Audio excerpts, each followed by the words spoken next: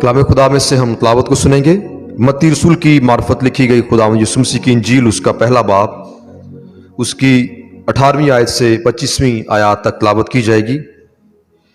मत्ती रसूल की मार्फत लिखी गई खुदावंद यीशु मसीह की इंजील, उसका पहला बाब, 18वीं आयत से 25वीं आयत तक तलावत की जाएगी। कलाम खुदा में लिखा है, अब यीशु मसीह की पैदाइश इस तरह हुई कि जब उसकी मां मरियम की मंगनी यूसुफ के साथ हो गई तो उनके इकट्ठे होने से पहले वो रूह कुद्स की कुदरत से हामला पाई गई। बस उसके शौहर यूसुफ ने, जो रासबाज था और उससे बदनाम करना नहीं चाहता था, उसे चुपके से छोड़ देने का इरादा किया। वो इन बातों को सोच ही रहा था कि खुदावंद के फरिश्ते ने उसे ख्वाब में दिखाई देकर कहा, ऐ यूसुफ इब्न दाऊद, अपनी बीवी मरियम को अपने यहां ले आने से ना डर, क्योंकि जो उसके पेट में है वो रूह कुद्स की कुदरत से है। उसके बेटा होगा और तू उसका नाम यीशु रखना, क्योंकि वही अपने लोगों को उनके गुनाहों से निजात देगा।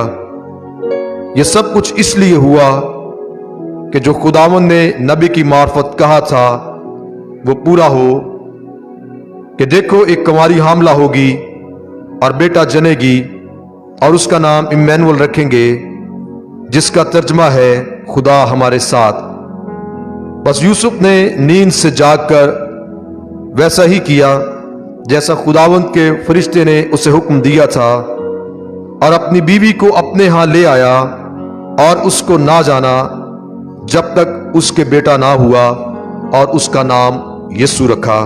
कलाम खुदा का पढ़ा और सुना जाना हम सब के लिए बरकत का बाइस हो, आमीन।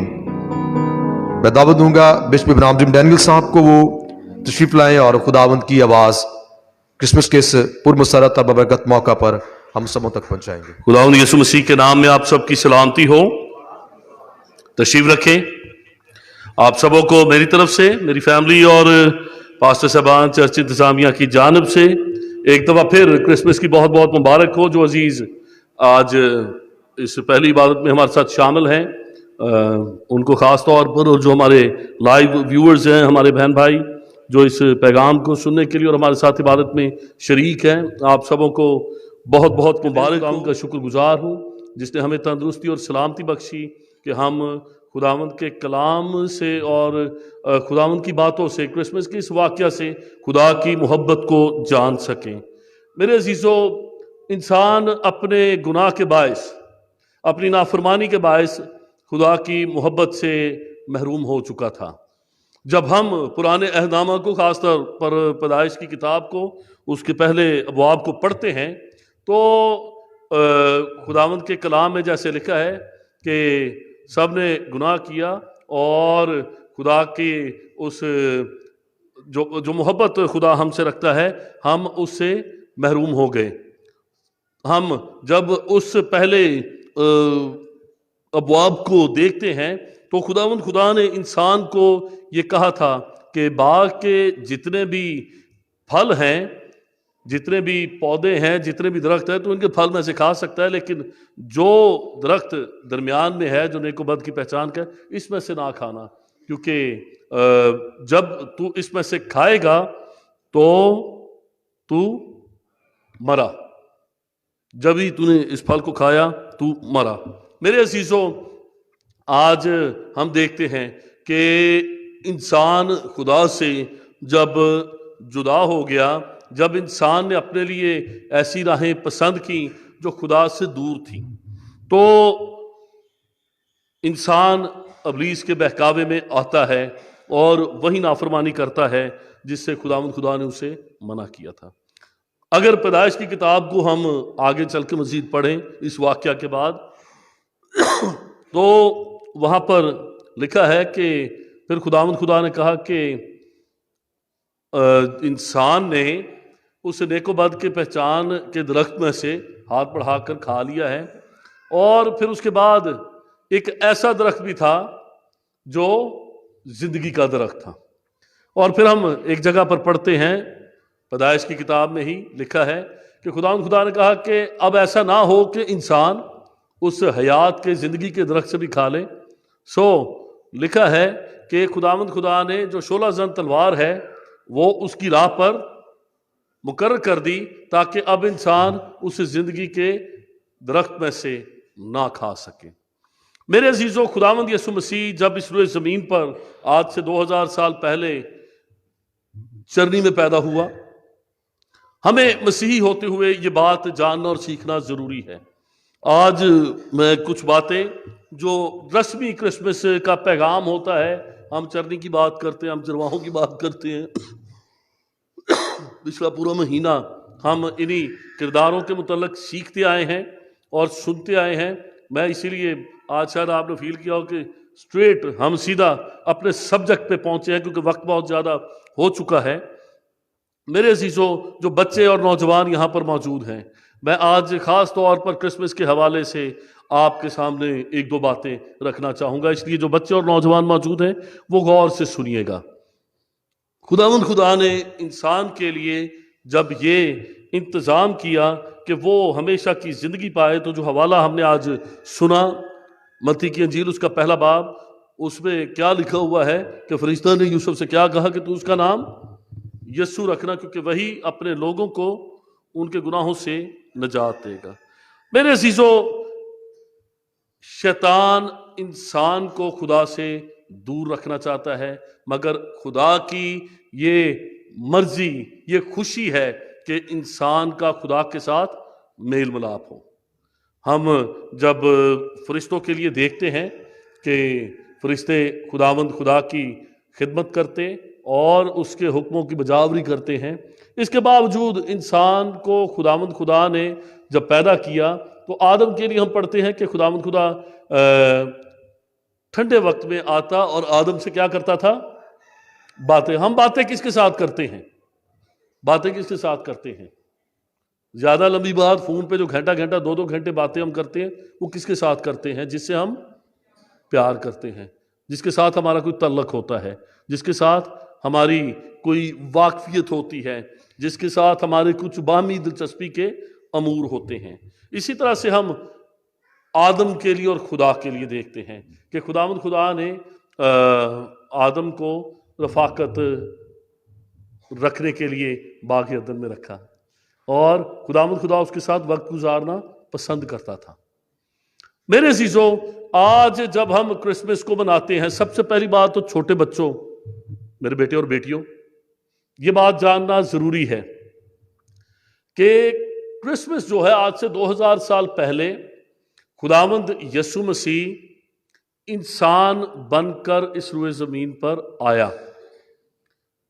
بحیثیت انسان اس کا جنم ہوا، لیکن خداوند یسوع مسیح اس سے بہت پہلے موجود تھا، آسمانی باپ کے ساتھ موجود تھا۔ میری بات کو سمجھ رہے ہیں جو نوجوان اور بچے یہاں پر بیٹھے ہوئے ہیں؟ کرسمس جب ہم مناتے ہیں، یہ نہیں کہ اس سے پہلے یسوع مسیح، جب ہم پیدا ہوتے ہیں نا، تو ہم پیدا ہوتے ہیں، ہمارا پہلے وجود نہیں ہوتا، لیکن جب خداوند یسوع مسیح اس روئے زمین پر پیدا ہوئے تو وہ خداوند یسوع مسیح کی ذات کا، اس کی ذات کا آغاز نہیں تھا، بلکہ اس کی ایک ٹرانسفارمیشن تھی۔ وہ کامل خدا سے کامل انسان بن کر ہمارے درمیان آیا۔ کامل انسان کا کیا مطلب ہے؟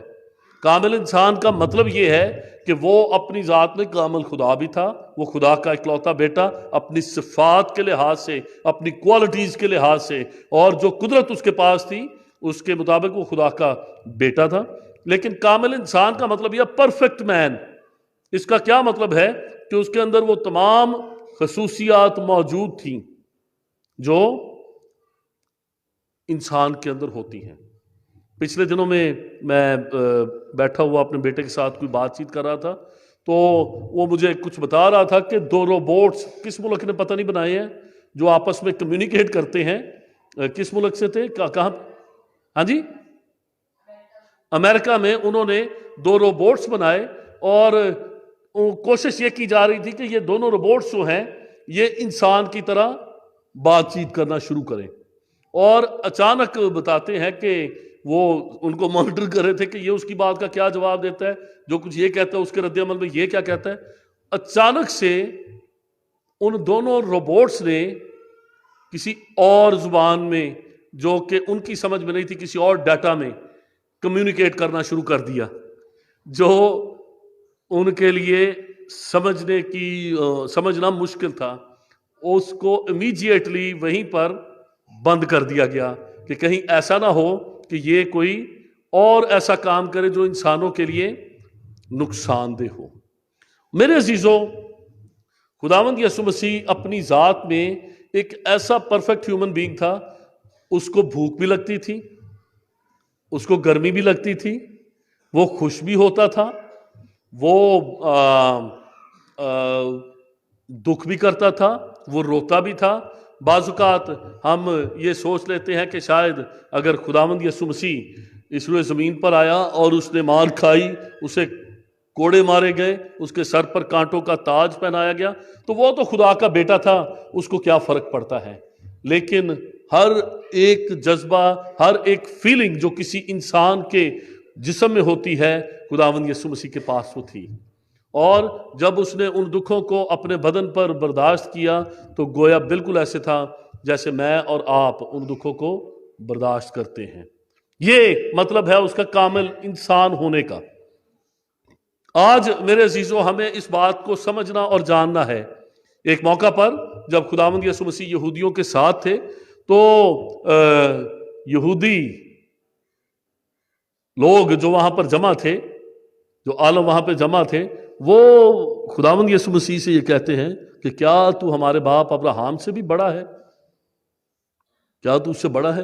خداوند یسوع مسیح ان سے جب یہ کہتا ہے کہ تمہارا باپ ابراہیم جو ہے وہ میرے دن کو دیکھنے کا مشتاق تھا، آرزومند تھا، تو وہ پوچھتے ہیں کہ کیا تو اس سے بڑا ہے کہ وہ تیرے دن کو دیکھنے کا آرزومند تھا؟ خداوند یسوع مسیح جب ان سے بات کہتے ہیں تو وہ ایک دم کہتے ہیں تیری عمر ہی کیا ہے؟ بڑا کھلا ڈلا، بڑا کھلا حساب کتاب وہ لگا کے، حالانکہ اس وقت اس کی عمر 30 سے 33 سال کے درمیان تھی جب یہ واقعہ ہوا، لیکن وہ بڑا کھلا حساب لگا کہتے تیری تو عمر مشکل سے 50 سال ہوگی اور یہاں تو باپ ابراہیم کی بات کر رہا ہے۔ خداوند یسوع مسیح ان کو بڑے اختیار سے کہتا ہے پیشتر اس سے کہ ابراہیم تھا، میں ہوں۔ میں ہوں کا لفظ جو ہے میرے عزیزو، یہ صرف اور صرف خدائے واحد بزرگ و برتر کی ذات ہے جو اختیار رکھتی ہے کہ وہ اپنے لیے کہہ سکے۔ دنیا میں اور کوئی ذات اپنے لیے میں ہوں کا لفظ استعمال کرنے کی طاقت نہیں رکھتی، اختیار نہیں رکھتی، جرأت نہیں رکھتی، نہ ہی وہ اس لفظ، اس نام کی ہیبت کو برداشت کر سکتے ہیں۔ صرف خداوند خدا یہ اختیار رکھتا ہے کہ وہ کہہ سکے کہ میں ہوں۔ یہاں پر بھی بائبل مقدس میں مختلف موقعوں پر ہم دیکھتے ہیں کہ خداوند یسوع مسیح نے یہ کہا کہ پیشتر اس سے کہ ابراہیم تھا، میں ہوں۔ خداوند خدا کے لیے ہم دیکھتے ہیں انہوں نے کہا کہ میں جو ہوں سو ہوں۔ جب موسیٰ کے لیے ہم دیکھتے ہیں وہ کہتا ہے کہ میں جا کے فرعون کو کیا کہوں گا، مجھے کس نے بھیجا ہے؟ تو خداوند خدا نے اس سے کیا کہا؟ میں جو ہوں سو ہوں نے تجھے بھیجا ہے۔ میرے عزیزو، ہمیں اپنی ذات میں، اگر ہم اپنی زندگی میں، اپنی ذات میں خدا کے عجیب کام کو دیکھنا چاہتے ہیں تو ہمیں اس کی عجیب ذات کو جاننا پڑے گا۔ ہمیں اس کی اس ونڈرفل پرسنالٹی جو اس کی عجیب اور مافوق الفطرت ذات ہے اسے جاننا پڑے گا۔ آج میرے عزیزو، جب خداوند کا کلام ہمارے سامنے ہے تو یسوع مسیح کے آنے کا مقصد یہ ہے کہ خداوند خدا کا انسان کے ساتھ میل ملاپ ہو جائے۔ خداوند خدا انسان کو کچھ دینا چاہتا ہے۔ خداوند یسوع مسیح کو جب خداوند یسوع مسیح کو اس روئے زمین پر بھیجا گیا تو اس کے بھیجنے کا مقصد یہ تھا کہ خدا انسان کو کچھ دینا چاہتا ہے۔ وہ انسان کو ہمیشہ کی زندگی دینا چاہتا تھا۔ خداوند خدا نے جب اپنے بیٹے کو بھیجا وہ انسان کو ہمیشہ کی زندگی کے ساتھ ساتھ کثرت کی زندگی دینا چاہتا تھا۔ خداوند خدا نے جب اپنے بیٹے ہمارے نجات دہندہ خداوند یسوع مسیح کو بھیجا تو وہ گناہوں سے معافی دینا چاہتا تھا۔ کیا لکھا ہوا فرشتہ نے یوسف سے کیا اس کا نام یسوع رکھنا، کیونکہ وہی اپنے لوگوں کو ان کے گناہوں سے نجات دے گا۔ یسوع مسیح آیا ہی کچھ دینے کے لیے، وہ کچھ دینے کے لیے آیا۔ آئیے، اگر آپ کے پاس بائبل مقدس ہے، اگر آپ کے پاس بائبل مقدس ہے تو میرے ساتھ کھولے یوحنا 10واں باب اس کی 7ویں آیت سے پڑھتے ہیں۔ یوحنا 10 باب اس کی 7ویں آیت لکھا ہے، پس یسوع نے ان سے پھر کہا، میں تم سے سچ کہتا ہوں کہ بھیڑوں کا دروازہ میں ہوں۔ جتنے مجھ سے پہلے آئے سب چور اور ڈاکو ہیں، مگر بھیڑوں نے ان کی نہ سنی۔ دروازہ میں ہوں، میں ہوں، میں ہوں، میں ہوں۔ بار بار خداوند یسوع مسیح جب یہ بات کہتے ہیں تو جیسے مکاشفہ کی کتاب میں لکھا ہوا ہے نا کہ پڑھنے والا سمجھ لے، اس وقت بھی جو لوگ سمجھ رکھتے تھے، جو صحیفوں سے واقف تھے، جو انبیاء اکبر اور انبیاء اصغر کے وہ صحائف جو قوم بنی اسرائیل کو دیے گئے تھے، جو توریت کی تاریخ سے واقف تھے کہ یہ جو لفظ میں ہوں بولتا ہے، یہ اس کا تو جو مصدر ہے وہ زمانہ قدیم الایام سے ہے، اس کا تو نسب ہی کہیں اور جا کے ملتا ہے، کیونکہ کوئی انسان سے پیدا ہونے والا جس کا باپ انسان ہوگا، جو انسانی تخم ہوگا، اس کے اندر تو اتنی جرت ہی نہیں، اس کے اندر تو اتنا اختیار ہی نہیں کہ وہ اپنے لیے میں ہوں کا لفظ بول سکے۔ یہاں پر لکھا ہے خداوند یسوع مسیح کا کہتا ہے دروازہ میں ہوں، اگر کوئی مجھ میں سے داخل ہو تو نجات پائے گا اور اندر باہر آیا جایا کرے گا اور چارہ پائے گا۔ ہم دیکھتے ہیں کہ خداوند یسوع مسیح جب اس روئے زمین پر آیا، فرشتہ نے سب سے پہلے کیا کہا؟ اس کا نام یسوع رکھنا، کیونکہ وہی اپنے لوگوں کو ان کے گناہوں سے نجات دے گا۔ سب سے پہلے اپنی زندگی میں یہ بات یاد رکھیں کہ یسوع ہمیں کچھ دینے کے لیے آیا، ہم سے کچھ چھیننے کے لیے نہیں آیا، چرانے کے لیے نہیں آیا۔ خدا باپ نے اپنے بیٹے کو اس لیے بھیجا تاکہ ہمیں وہ سب کچھ دے سکے جس سے انسان اپنی خطا کے باعث، اپنے گناہ کے باعث محروم ہو چکا تھا۔ آئیے 10ویں باب کی 10ویں آیت پڑھیں۔ خداوند یسوع مسیح تو کچھ دینے کے لیے آیا، وہ تو بھیڑوں کو بچانے کے لیے آیا، وہ تو دروازہ ہے جہاں سے کوئی اندر باہر آیا جائے گا اور چارہ پائے گا۔ لیکن 10ویں آیت جب ہم پڑھتے ہیں تو لکھا ہے چور نہیں آتا مگر چرانے اور مار ڈالنے اور ہلاک کرنے کو۔ چور نہیں آتا مگر چرانے اور مار ڈالنے اور ہلاک کرنے کو۔ میرے عزیزو، یہ چور کون ہے؟ کبھی ہم نے سوچا ہے؟ آج انسان ہوتے ہوئے ہم میں سے ہر ایک اپنی کسی نہ کسی پریشانی میں، اپنے کسی نہ کسی دکھ میں، اپنے کسی نہ کسی غم میں مبتلا ہے، اور اس کی وجہ بھی ہم خود ہیں۔ خدا ان کے کلام میں لکھا ہے کہ خدا نے انسان کو راست پیدا کیا، مگر انسان نے اپنے لیے بندشیں تجویز کی، ہم نے اپنے لیے بندشیں مقرر کی اور تجویز کی۔ میرے عزیزو، خداوند یسوع مسیح تو کچھ دینے کے لیے آیا، لیکن یہ جو چور ہے یہ کون ہے؟ جب ہم باغ عدن میں پڑھتے ہیں تو وہاں پر اس چور کا ہمیں انسان کے ساتھ جو پہلی اس کی واردات ہے، چلے میں یوں کہہ دیتا ہوں، واردات لفظ سمجھتے ہیں؟ خداوند خدا اپنے کلام میں، جب ہم خداوند خدا کے کلام میں پڑھتے ہیں پیدائش کی کتاب، یہ جو چور ہے، چور نہیں آتا مگر چرانے کو، اس کی سب سے پہلی واردات انسان کے ساتھ اس نے واردات کہاں پر ڈالی؟ باغ عدن میں۔ اور وہاں پر اس نے انسان سے کیا چرایا؟ انسان کی خدا سے رفاقت چرا لی، دھوکہ دے کر، جھوٹ بول کر، جو کچھ انسان کے پاس تھا۔ اور یقین کریں، یہ چور جب کچھ چراتا ہے تو انسان شرمندہ ہو جاتا ہے، یہ انسان کو شرمندہ کر دیتا ہے۔ اس سے پہلے بھی تو ہم کیا پڑھتے ہیں؟ آدم اور حوا، اس سے پہلے کیا لکھا ہوا ہے کلام مقدس میں کہ آدم اور حوا باغ عدن میں کیسے پھرتے تھے؟ بغیر کپڑوں کے، بغیر لباس کے پھرتے تھے، ننگے پھرتے تھے، اور وہ شرم محسوس نہیں کرتے تھے، شرماتے نہ تھے۔ کیا لفظ ہے وہاں پر؟ شرماتے نہ تھے. میں اس کو آسان اس لیے کر رہا ہوں تاکہ ہمارے چھوٹے بچے، میں یہاں پر بتانا چاہوں گا، آج کئی دفعہ، آج سے 5 سال 10 سال پہلے کی بات ہے کہ اگر کسی موضوع پر کوئی کھل ڈل کر بات کی جاتی تھی تو کئی دفعہ بعد میں کئی بزرگ، وہ پادری صاحب کی بچے بیٹھے ہوتے ہیں. میرے عزیزوں، آج جن بچوں کے ہاتھوں میں موبائل ہے، ہم سے زیادہ میڈیا ان کے ہاتھ میں ہے. جن باتوں کو ہم بچوں سے چھپانا چاہتے ہیں، بچے ہم سے زیادہ ان باتوں کے متعلق جانتے ہیں. آپ اس پر مجھ پر ناراض ہو سکتے ہیں، آپ اس پر مسکرا بھی سکتے ہیں، لیکن آج کی یہ جو نسل ہمارے نوجوان بچے ہیں، اگر ہم ان کے سوالوں کا جواب نہیں دیں گے، اگر ہم ان کے مسئلوں کو ایڈریس نہیں کریں گے، تو وہ چرانے والا ان سے بہت کچھ چرا کے لے جائے گا. کیا آپ اگری کرتے ہیں اس کے ساتھ؟ کیا آپ اس کے ساتھ اتفاق کرتے ہیں؟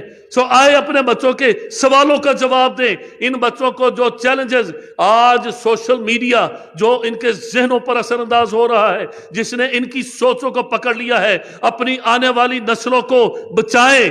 وہ سوالات جو ابلیس نے ان کے دل میں پیدا کیے ہیں، آج ہم سوچتے ہیں کہ وہ چور جس نے پہلی واردات باغ عدن میں ڈالی، جس نے ہوا سے سوال کیا، کیا وہ ان بچوں سے کوئی سوال نہیں کرتا ہوگا؟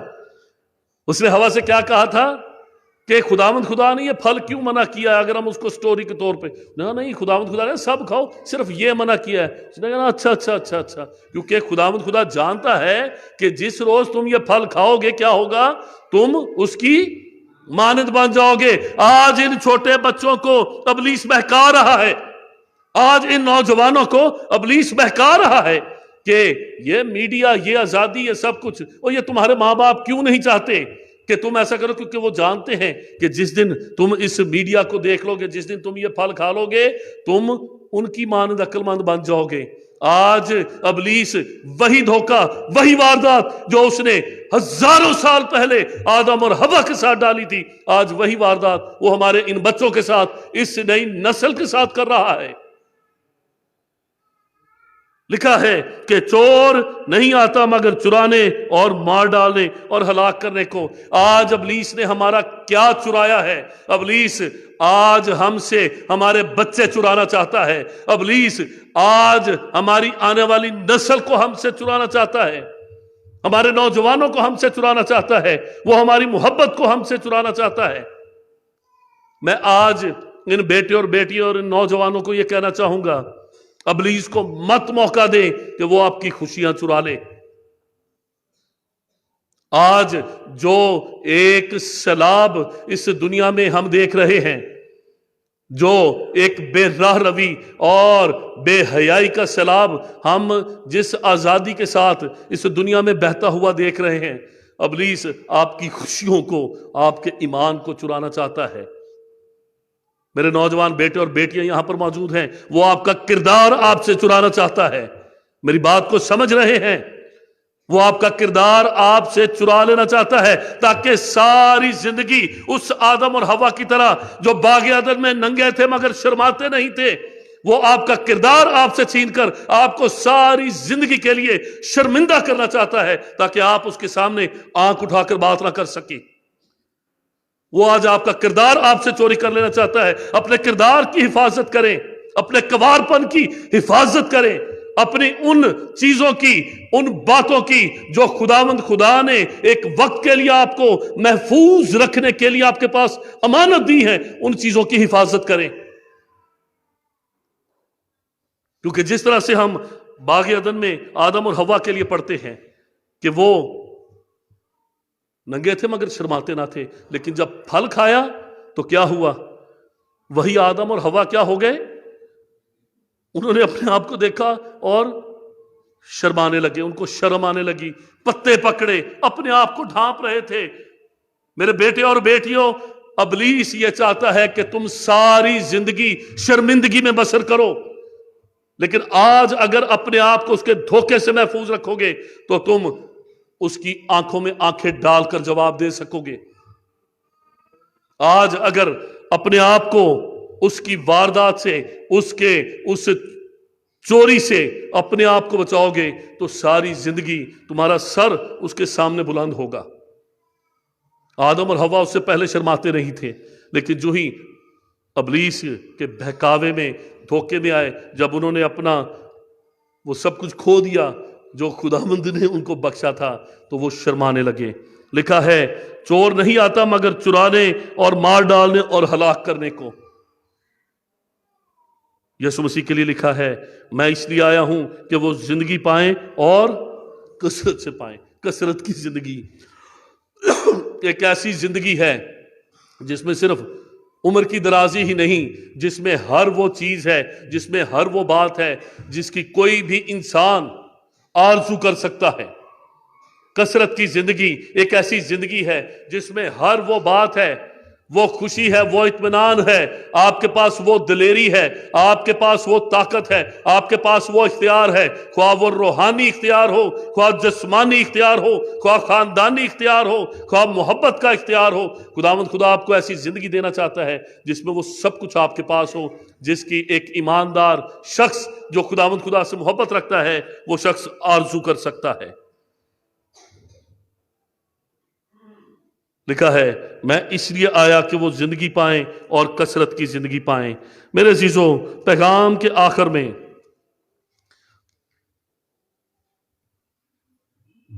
ہم اس بات پر غور کریں گے کہ یہ کثرت کی زندگی ہم کیسے پا سکتے ہیں۔ خداوند یسوع مسیح کے آنے کا مقصد جو اس روئے زمین پر تھا، ایک آیت ہے تو اس کا نام یسوع رکھنا، کیونکہ وہی اپنے لوگوں کو ان کے گناہوں سے نجات دے گا۔ یہ کیسے ممکن ہوگا؟ آج سے چند دن پہلے یہاں پر میموریل سروس میں قادری نذیر مسیح صاحب کی میموریل سروس تھی، اور اس میں جب میں پیغام دے رہا تھا تو بہت سے لوگوں نے بعد میں مجھ سے وہ حوالے لیے، وہ ریفرنس لیے، جہاں پر رومیوں کے خط میں ہم یہ پڑھتے ہیں، لکھا ہے کہ اگر ایک شخص کے گناہ کے باعث گناہ نے اور موت نے تمام انسانوں پر حکمرانی کی، تو ایک ہی شخص کی راست بازی کے وسیلہ سے زندگی حاصل ہوگی۔ تمام لوگ ہمیشہ کی زندگی پائیں گے جو اس پر ایمان رکھ سکتے ہیں۔ میرے عزیزوں، خداوند خدا نے کرسمس کے اس موقع پر، جو آج سے 2000 سال پہلے ایک بچہ چرنی میں پیدا ہوا، اسی لیے جب بہت دفعہ ہم بات کرتے ہیں تو ہم اس کو عید تجسم المسیح کہتے ہیں، خداوند یسوع مسیح کے تجسم کا کیا مطلب ہوتا ہے میرے بچوں؟ جسم پہن لینا۔ یہ اوور کوٹ ہے، یہ کیا ہے؟ اس کو کیا کہتے ہیں؟ اوور کوٹ ہے۔ یہ جب ہم اس کو پہن لیتے ہیں تو نیچے والے کپڑے چھپ جاتے ہیں اور ہم سردی سے بھی بچ جاتے ہیں۔ یہ اوور کوٹ پہن لیا۔ یوم تجسم کا مطلب یہ ہے کہ خداوند یسوع مسیح جو اپنی ذات میں شروع میں جیسے میں نے بتایا ایز سن آف گاڈ، خدا کے بیٹے کے طور پر بچوں، وہ باپ کے ساتھ شروع سے موجود ہے، اس سے پہلے کہ سورج چاند ستارے یہ زمین۔ پیدائش پہلا باب پہلی آیت کس کس بچے کو آتی ہے؟ سنڈے اسکول کے کس کس بچے کو آتی ہے؟ کو اپنا ہاتھ دکھا سکتے ہیں؟ خدا نے ابتدا میں زمین اور آسمان کو پیدا کیا۔ خداوند یسوع مسیح اس سے پہلے موجود تھا۔ اب میری بات سمجھ میں آئی آپ کو؟ سمجھ آ گئی؟ خداوند یسوع مسیح خدا باپ کے بیٹے کے طور پر ایک چھوٹا بچہ، لٹل بیبی جیزس، وہ 2000 سال پہلے انسان بن کے پیدا ہوا، لیکن موجود وہ کب تھا؟ پیدائش پہلا باب پہلی آیت سے بھی پہلے موجود تھا، بنایا عالم سے پیشتر، اس سے پہلے کہ یہ سورج چاند ستارے بنتے۔ میری بات بچوں سمجھ میں آ گئی ہے؟ ہاں بالکل۔ اب آپ نے یہ بات یاد رکھنی ہے، خداوند یسوع مسیح جب اس روئے زمین پر آیا، اس کو کس لیے بھیجا؟ تاکہ وہ میری اور آپ کی خاطر اپنی جان صلیب پر دے اور کفارہ ادا کرے۔ اگر آپ کے پاس بائبل مقدس ہے تو میں یہ درخواست کروں گا کہ میرے ساتھ خداوند کے کلام میں سے کھولیں، دوسرا کرنتھیوں اس کا 5واں باب اور اس کی 21ویں آیت۔ دوسرا کرنتھیوں اس کا 5واں باب اور اس کی 21ویں آیت۔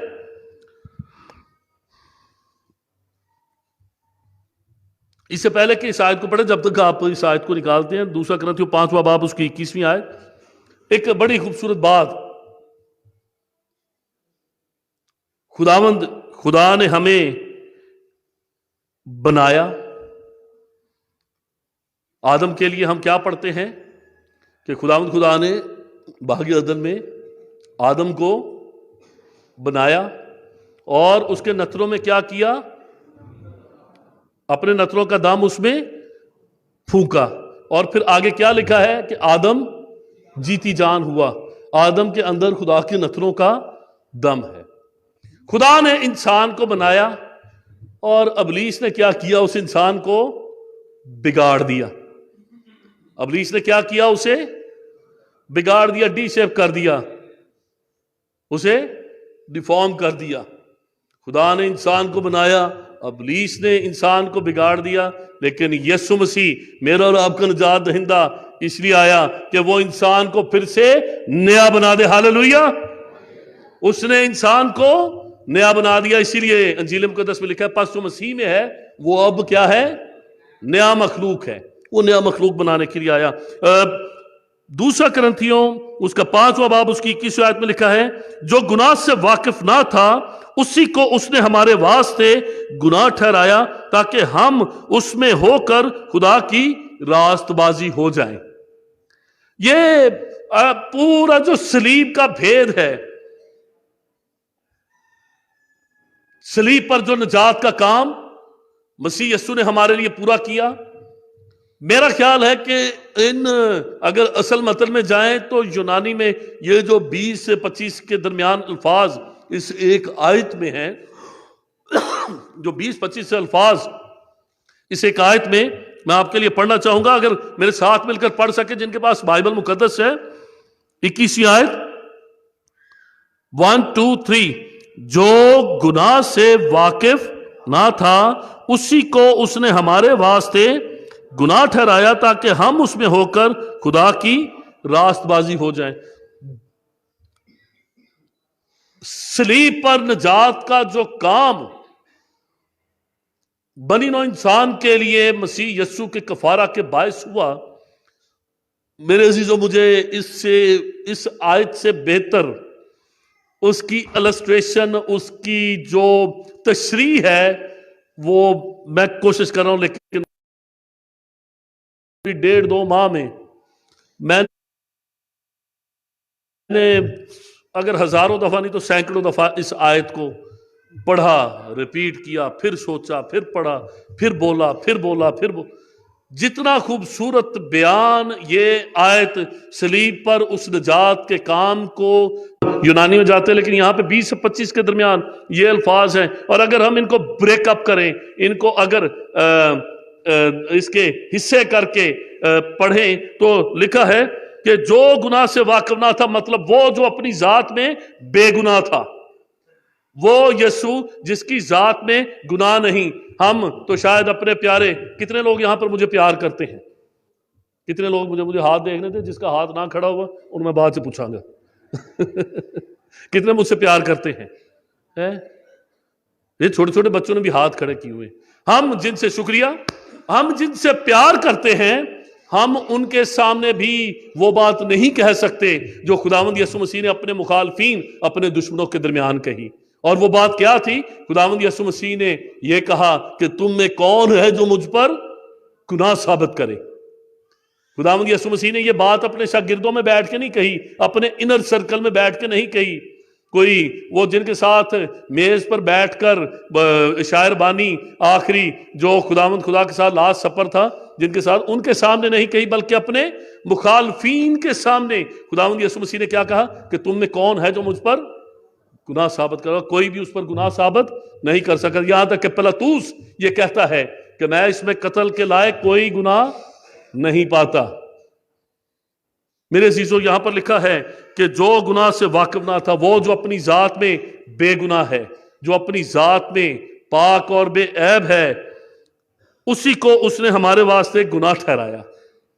میں جب اس آیت کو پڑھتا ہوں، جو گناہ سے واقف نہ تھا، جو پاک اور بے عیب ہے، ایک ایسی ٹرانسفارمیشن، ایک ایسا تبادلہ، جیسے ہم کسی کے ساتھ پنجابی میں نہیں کہتے وٹا لینا، کسی کے ساتھ ਪਗਵਟ ਭਰਾ ਹੁੰਦੇ ਨੇ या किसी के साथ हम कोई चीज एक्सचेंज कर लेते हैं, एक अजीब सौदा हमें नजर आता है, एक अजीब ट्रांसफॉर्मेशन, एक ट्रांजैक्शन, एक एक्सचेंज हमें नजर आता है। और वो एक्सचेंज क्या है? सलीब पर खुदावंद खुदा का इकलौता बेटा जो सारे जहान का गुनाह उठा ले जाता है, वो खुदा का बर्रा जो पाक और बेऐब है, जिसने अपने दुश्मनों में, अपने दोस्तों में नहीं, अपने दुश्मनों में खड़े होकर कहा कि तुम्हें कौन है जो मुझ पर गुनाह साबित करता है। वो पाक और बेऐब जिसके लिए लिखा है कि जो गुनाह से वाकिफ ना था, सलीब पर वो इंसान के लिए कफारा दे रहा है।